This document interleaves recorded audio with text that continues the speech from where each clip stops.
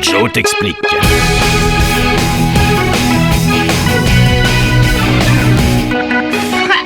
N'importe quoi. Joe, tu dors? Chut.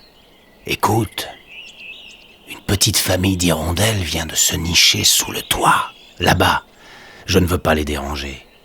Imagine que tous les ans, tu parcours des milliers de kilomètres sans carte, sans boussole, et que tu retrouves exactement ton chemin. Sans boussole? Pas possible. Tom, sois sérieux. Viens à côté de moi. Regarde. Elles, ce sont des hirondelles. À côté, là, ce sont des oies sauvages. Là, ce sont des grues cendrées. Là, ce sont des cigognes. Il y en a beaucoup des oiseaux migrateurs. Oh oui, énormément. Mais ils ne parcourent pas tous les mêmes distances. Et ils voyagent que de jour? Pas toujours. Plus du tiers d'entre eux voyagent de nuit. Mais comment ils font? Ils sont comme les chats? Non, pas tout à fait.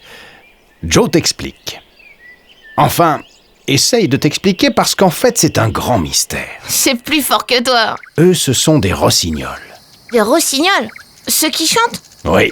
Que ce soit le jour ou la nuit, les oiseaux voient bien plus que nous. Et aussi, ils se dirigent grâce aux champs magnétiques qui traversent la Terre. Mais comment? Ils sont aussi sensibles aux champs magnétiques de la Terre que l'aiguille d'une boussole. Tu te rends compte? Oh oui. Mais on ne peut pas vraiment dire pourquoi. Cet extraordinaire sens qu'ils ont de l'orientation est un joli mystère pour les scientifiques. Mais quand ils partent d'un endroit à un autre, c'est les parents qui leur disent? Pas toujours. Par exemple, les coucous gris partent tout seuls car leurs parents les laissent peu de temps après leur naissance. Ah ouais? Et tous ces oiseaux, ils font toujours les mêmes trajets? Toujours. Ils se repèrent avec le soleil, les étoiles. Le champ magnétique. Oui, et aussi ils ont une mémoire extraordinaire des lieux qu'ils survolent.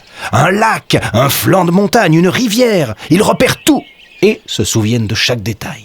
Ils franchissent les océans, les montagnes, les déserts. Certaines espèces d'oiseaux font plus de 10 000 kilomètres bravant le froid, les tempêtes, les vents, les chasseurs, les prédateurs, les lignes électriques. Joe! Ils arrivent tous. Non, malheureusement. Mais comment ils font? Ils volent longtemps, des fois, ils ont faim et soif. C'est une très belle question, Tom. En fait, comme ils sont très stressés avant de partir, leur corps fabrique naturellement des réserves de graisse et leurs plumes se renouvellent, mais cela ne suffit pas. Alors ils font des escales pour manger, boire, se reposer un peu. Des fois, ils ont des surprises. Quand le lac où ils pensaient boire est déjà gelé, par exemple. Et personne les aide. On pourrait bien leur casser la glace puisqu'on sait pas où ils passent. Certains ornithologues, très attentifs au vol des oiseaux migrateurs, font tout ce qu'ils peuvent pour les aider et viennent briser la glace des lacs, en effet. Mais il faut bien que tu retiennes combien ces oiseaux sont courageux et doivent lutter pour leur survie. Je comprends mieux pourquoi tout à l'heure t'écoutais les vols des oiseaux. Quand je vais raconter tout ça à Leila. Bonsoir Joe. Bonsoir, petit.